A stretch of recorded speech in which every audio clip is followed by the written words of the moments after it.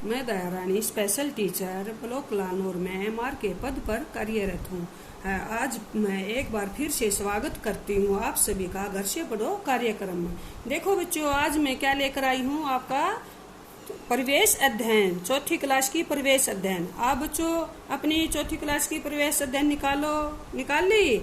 और अब आप इसका निकालो पाठ नंबर 4। इसका क्या, पाठ नंबर 4 और पेज नंबर 27। क्या नाम है पाठ नंबर 4 का? कैसे बनता है कपड़ा। कपड़ा कैसे बनता है बच्चों, इस पाठ के मैं पढ़कर और मैं बताऊंगी कि कपड़ा कैसे बनता है। आप इसको ध्यान से सुनना। एक दिन विनीता अपनी माँ के साथ जुलाहों की बस्ती से जा रही थी। कहाँ जा रही थी? जुलाहों की बस्ती से अपनी माँ के साथ घूमने के लिए जा रही थी। विनीता ने देखा कि जुलाहों के परिवार में सदस्य धागों को खोलने व समेटने में लगे हुए थे। उसने क्या देखा? जुलाहों को जो धागों को लिपेटना और खोलने में लगे हुए थे। विनीता ने कौतूहल पूर्वक अपनी माँ से पूछा, मतलब विनीता ने एकदम से अपनी माँ से पूछा, माँ ये लोग कौन हैं और क्या कर रहे हैं? विनीता की माँ ने बताया, बेटी ये जुलाहे हैं, यह हाथ से खड़ियों द्वारा कपड़ा बुनते हैं। बुनने के लिए ताना बाना बना रहे हैं। ताना बाना मतलब धागों को बोल रहे हो, जैसे खोल रहे थे और लपेट रहे थे ना, उनको ताना बाना बोलते हैं। माँ, कपड़ा किस प्रकार बनता है? किसने पूछा? विनीता ने अपनी माँ से पूछा। माँ ने उसे बताया, कपड़ा बुनने की एक लंबी प्रक्रिया है। उसकी माँ ने कहा, एक कपड़ा जो बनता है ना, उसकी बहुत लंबी प्रक्रिया है। सबसे पहले किसान खेत में बिनोला कपास के बीज बोता है। बिनोला का जानते हो बच्चों आप? जो बिनोला होता है, जैसे हमारे पशु खाते हैं ना, हम चारे के रूप में डालते हैं। जो हमारी गाय भैंसों दूध देती हैं, जब उनको हम बिनोला रांध कर चाट के रूप में डालते हैं ना। देखो मैं दिखाती हूँ आपको बिनोला। बिनोला कैसे होता है, देखो ये है बिनोला बच्चों, ये ऐसे होता है बिनोला। इसको बोलते हैं हम, जैसे बिनोला ये होता है, इसको हम मिट्टी में बो देते हैं तब हमारी कपास बनती है। जैसे ये है ना, ये है बिनोला, ऐसे ये होता है हमारा बिनोला, बीज होता है। इसके बाद पौधों की सिंचाई व निराई करते हैं। फिर क्या होता है, ये बिनोला हम मिट्टी में दबा देते हैं खेतों में और उसमें पानी दे देते हैं। फिर उसकी सिंचाई व निराई करते हैं, मतलब सींचना और उसको नुड़ाना होता है। कपास के पौधों पर छोटी छोटी डोडियां लगती हैं। ये एक पेड़ बन जाता है ना, बिनोला बोते हैं तब एक पेड़ बन जाता है। फिर उसको छोटी छोटी, देखो मैं दिखाती हूँ पेड़। ये है हमारा कपास का पेड़, ये है हमारा कपास का। और फिर हमारे ऐसे पेड़ बनने के बाद ऐसी ऐसी डोडियां हो जाती हैं। जैसे देखो ये हो गई, ये ऐसे ऐसे बन जाती हैं। फिर ये धूप में, इनका जब टाइम पूरा हो जाता है तो ये धूप में अपने आप खिल जाती हैं और उसको हम ऐसे कपास को निकाल लेते हैं। उसमें बिनोला और कपास होते हैं इनके अंदर। तो ये होती हैं डोडियां। कपास के जैसे बिनोला बोया, ये एक ऐसा पेड़ बन गया। पेड़ बनने के बाद ऐसे डोडियां लग गई। ये डोडियां जब ये खिल जाएंगी धूप में तो इनसे हम वो निकालेंगे कपास को। उस कपास से रुई और बिनोला निकलता है। जैसे देखा ना आपने ये पेड़, और आपने बिनोला भी देख लिया और कपास का पेड़ भी देख लिया। और ये कपास में कैसी छोटी छोटी डोडियां होती हैं, ये भी मैंने आपको दिखा दिया। जो कि हमारे जैसे नॉर्मल बच्चे होते हैं उनको तो हम ऐसे बोल कर या पिक्चर के द्वारा, जैसे पिक्चर दे रखी है, ऐसे छोटा सा पेड़ है, फिर ऐसे बड़ा पेड़ हो गया, ये डोडियां हैं, उनसे समझ जाते हैं। लेकिन जो हमारे मेंटल रिटार्डेशन बच्चे होते हैं वो ऐसे फोटो या पिक्चर के माध्यम से अच्छे से नहीं समझ पाते। उनको हम ये पौधा ही दिखाएंगे और असली चीज दिखाएंगे तो आसानी से सीख जाएंगे हमारे बच्चे। इसके बाद डोडी धूप में खिलती है और किसान उसकी कपास को चुन लेता है। चुनने के बाद कपास की पिंजाई के लिए भेजा जाता है, जिससे रुई तथा बिनोला अलग अलग हो जाता है। हम कहाँ भेजते हैं? मशीनों पर भेज देते हैं। फिर वो बिनोला अलग हो जाता है, रुई अलग हो जाती है। मैंने बताया नहीं, पेड़ दिखाया तो बताया था। फिर रुई को बड़े बड़े चरखों पर काट कर सूत तैयार किया जाता है। चरखे आपने देखे होंगे बच्चों, देखो ये रहा चरखा। हमारी दादी माँ काटती थी ना ऐसे ऐसे, तो ये होता है चरखा। इनको क्या बनाते हैं? धागा बना देते हैं। इसको रुई को काट कर सूत के रूप में धागा बन जाता है ऐसे हमारा। तो चरखों पर काट कर सूत तैयार किया जाता है। जुल्हा खड्डी पर उससे कपड़ा बुनता है। देखो ये है खड्डी, ये होती है खड्डी, उनको जो कपड़ा बनाने वाली खड्डी है बुनता है। आजकल मिलों में बड़ी बड़ी मशीनों द्वारा कपड़ा तैयार है। तैयार कपड़ा दुकानों पर पहुंचता है। आजकल क्या होता है, पहले एक हड्डियों में बनता था कपड़ा जिसे हम चौशी का कपड़ा बोलते थे, लेकिन आजकल क्या हो गया, आजकल तो मशीनों में बनने लग गया। अब ये नहीं है ना खड्डी, अब तो मशीनों के द्वारा कपड़ा तैयार होने लग गया। अब है बच्चों आगे देखो, अब आप समझ गए होंगे कि कितनी क्रियाओं से गुजरने के बाद कपड़ा तैयार पहनने योग्य बनता है। आपने पता चला ना, कैसे बिनोला बोया, फिर कैसे पेड़ बना, पेड़ से हमने कैसे डोडी से चूंगा, फिर उसको काटा, फिर मशीनों पर दाग वो रुई, और जैसे हमारा बिनोला अलग किया, फिर हमें उसको चरखे से काटा, फिर खड्डी से पर गया, फिर कपड़ा बना। कितनी प्रक्रिया करनी पड़ी, बनाना पहनने योग्य बहुत टाइम लगने के बाद ही कपड़ा तैयार हुआ। आपके घर या बाजार में रुई देखी होगी। ये बच्चों क्या है, आपने ये देखना है। अब जो आपने देखा है उस प्रकार की बातों का जवाब देना है। जैसे आपने रुई देखी होगी ना बाजारों में, ये कहाँ से प्राप्त होती है, कहाँ से प्राप्त होती है, ये मैंने पेड़ दिखाना है, इन्हीं से होती है। रुई से क्या क्या चीजें बनती हैं, आपके घर में इससे बनी हुई क्या क्या चीजें हैं, ये आपने अपने घर पर देखनी है। रुई से आपके घर में क्या क्या चीजें बनी हुई हैं। क्या आपके पास कपास का पौधा देखा है, क्या आपने देखा, अभी दिखाया ना बच्चों मैंने, कपास का पौधा ऐसे होता है। इसमें क्या लगता है, वो डोडी लगी हुई थी। क्या आपने कभी चरखा देखा है, कहाँ पर देखा है, इससे क्या बनता है। हमारे कौन से महापुरुष चरखे का प्रयोग करते थे, कौन से महापुरुष करते थे, महात्मा गांधी करते थे ना हमारे चरखे का प्रयोग। अर्थात आपने यहाँ पर लिखने हैं बच्चों। यहाँ पर नीता ने कक्षा में जाकर अपनी माँ द्वारा कही गई बातें अपने साथियों को बताई। एकाएक रोहित ने कहा, तो फिर हमें ऊनी, रेशमी, टेरिकॉट, पॉलिस्टर तथा रेयन आदि कपड़े कहाँ से प्राप्त होते हैं, यह भी तो हम पहनते हैं। उसने क्या पूछा, उसने वो जो था हमारी कपास से बनने वाला जो कपड़ा था उसके बाद तो बता दी, लेकिन उसने रोहित जो बच्चा था उसने पूछा कि ऊनी भी कपड़े पहनते हैं हम, रेशमी भी कपड़े पहनते हैं, टेरिकॉट के कपड़े भी पहनते हैं ना, अलग अलग फंक्शनों में हम ऐसे कपड़े पहनते हैं, सर्दियों में ऊनी कपड़े पहनते हैं, तो ये कहाँ से कैसे प्राप्त होते हैं। उसने किसने पूछा, रोहित ने पूछा। सर्दी से बचने के लिए हम प्राय ऊनी कपड़ों का प्रयोग करते हैं जो ऊन से तैयार होते हैं। उन्हें हमें कई पशुओं जैसे भेड़, ऊंट आदि के बालों से प्राप्त होती है। पता चला ना, ऊन कहाँ से प्राप्त होती है, भेड़ ऊंट की बालों से। सर्दी में हम चमड़े से बने कपड़ों का प्रयोग भी करते हैं जो पशुओं से प्राप्त होती है। रेशम मतलब सिल्क, हमें रेशम के कीड़ों से प्राप्त होता है। रेशम के कीड़े शहतूत के पत्तों पर पाले जाते हैं। जैसे देखो ये शहतूत का पेड़ है, ये रहे इनके शहतूत के पत्ते, और ये रहा उसका जो कीड़ा, ये शहतूत के पत्तों पर ये कीड़े पाले जाते हैं जो रेशम का कपड़ा बनाने में हमें प्रयोग में आते हैं। रेशम के कीड़े शहतूत के पत्तों पर पाले जाते हैं। कीड़े की लार से एक रेशा निकलता है जिसे वह अपने शरीर पर चारों ओर लपेट लेता है। देखो इसने ये लपेट रखा है, ये उसकी लार से एक रेशा निकलता है और वो अपने शरीर पर लपेट लेता है। इस रेशे से बने खोल को कोकुन कहते हैं। जो रेशे से बनी खोल होती है ना उसको हम क्या कहते हैं, कोकुन। कोकुन को पानी में उबालकर इसे रेशम का धागा प्राप्त किया जाता है। यह प्राकृतिक रेशम कहलाता है। क्या कहलाता है, ये प्राकृतिक रेशम होता नहीं, ये प्राकृतिक रेशम।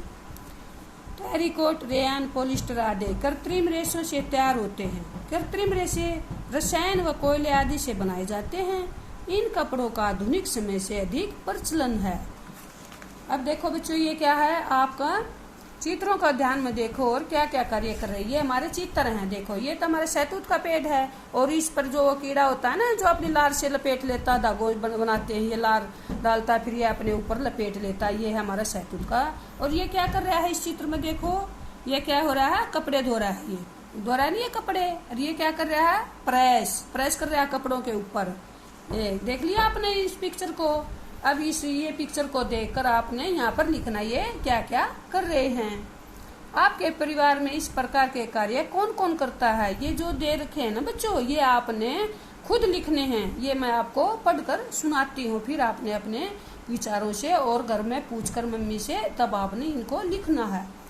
आपको सर्दियों में किस प्रकार के वस्त्र पहनने अच्छे लगते हैं।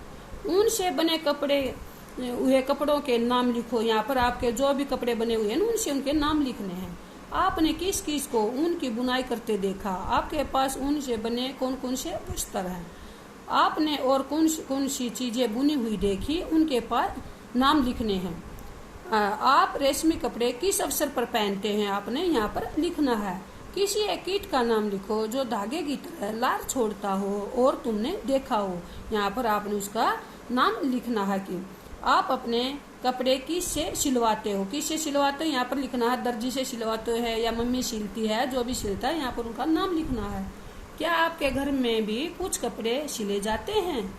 कुछ ऐसे व्यक्तियों से पूछे जो हाथ के दस्तकार हो, वे क्या क्या कार्य करते हैं। आपने उनके नाम लिखने हैं। यहाँ पर उनकी सूची बनाए। अपने काम में वे कौन कौन से औजारों का प्रयोग करते हैं। जो एक दस्तकार वो जो काम करते हैं ना, उनमें कौन कौन से औजार प्रयोग में आते हैं, आपने ये लिखना है। उन्होंने अपना काम कहाँ से सीखा, ये भी उनसे पूछकर लिखना है। क्या उन्होंने अपना काम परिवार के किन्हीं अन्य सदस्यों को भी सिखाया है? अगर नहीं तो क्यों नहीं सिखाया? या आपने जो वो काम कर रहा है उससे पूछकर लिखने हैं सभी ये बच्चों। आपने अपने परिवार से संबंधी है ये, और उनसे पूछकर आपने ये क्वेश्चन लिखने हैं। क्या आपने कभी कपड़े की गेंद बनाई है? जो कपड़े की गेंद होती है बच्चों, ये आपने अगर बनाई है तो यहाँ पर लिखना कैसे बनाई है, कपड़े की गेंद कैसे बनती है, आप यहाँ पर लिखना है।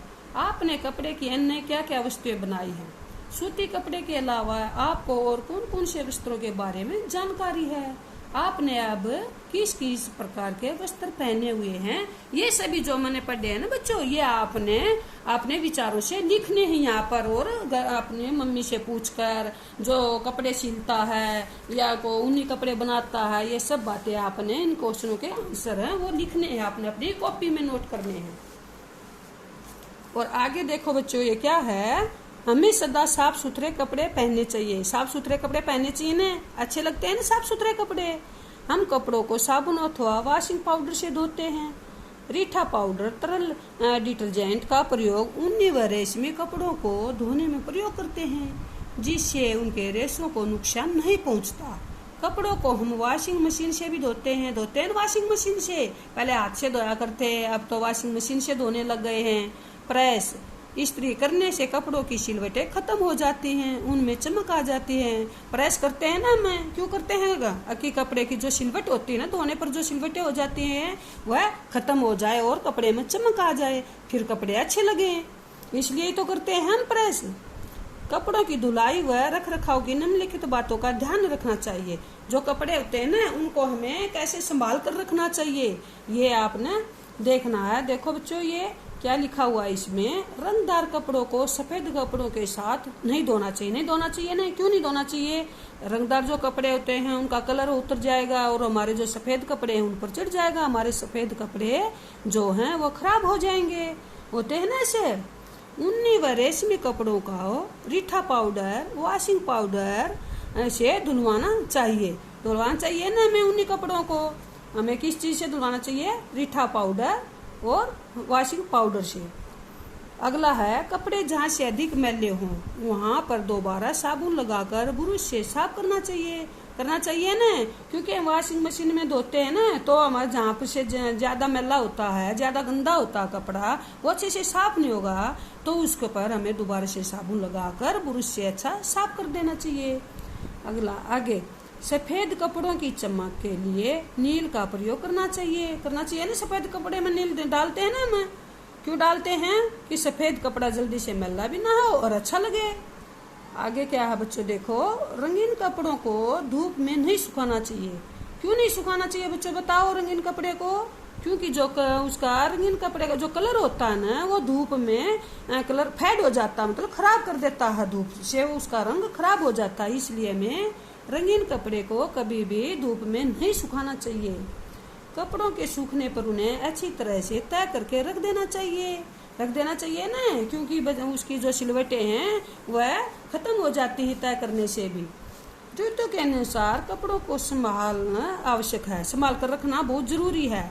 जो मौसम के अनुसार, गर्मी के दिनों में हम ऊनी वस्त्रों को संदूक या अलमारी में फिनाइल की गोलियां या अथवा नीम की पत्तियां डालकर रखते हैं ना। ऊनी कपड़ों में बदबू ना हो, उनमें फिनाइल की अलमारी में रखते हैं, जब तय करके फिनाइल की गोलियां या नीम की पत्तियां डालकर रखते हैं। सभी चीजें ऊनी कपड़ों से इसलिए रखते हैं ताकि उन्हें कीड़ा न लगे। इस प्रकार रेशमी कपड़ों को भी हमें महीना सूती कपड़ों से लपेट कर रखा जाता है ना इनको हमें। देखो और आगे क्या दिया हुआ है, इसको पढ़ो। आपके घर में कपड़े कौन धोता है? आपने ये भी बच्चों अपने जो घर पर जो काम करते हैं ना उनके बारे में आपने ये लिखने हैं। देखो मैं पढ़कर सुनाती हूँ। आप कपड़े को धोने के लिए किस किस चीज का प्रयोग करते हो? सब अलग अलग साबुन का प्रयोग करते हैं ना। आपके घर में किस साबुन का प्रयोग होता है आपने ये यहाँ पर लिखना है। कपड़ों के रख रखाव के लिए क्या क्या उपाय किए जाते हैं? जैसे ये बताया था ना, अलमारी में रखते हैं तो फिनाइल की गोलियां, नीम की पत्तियां डालकर रखते हैं। आपने भी ऐसे ही अपने कपड़ों को रखना है। आप अपने कपड़ों के रख रखाव के लिए क्या क्या करते हैं? रंगीन कपड़ों को धूप में क्यों नहीं सुखाना चाहिए? बताया ना मैंने, क्यों नहीं सुखाना चाहिए। पहले कपड़े धोने के लिए किन किन पदार्थों का प्रयोग करते थे और अब किन किन का करते हैं?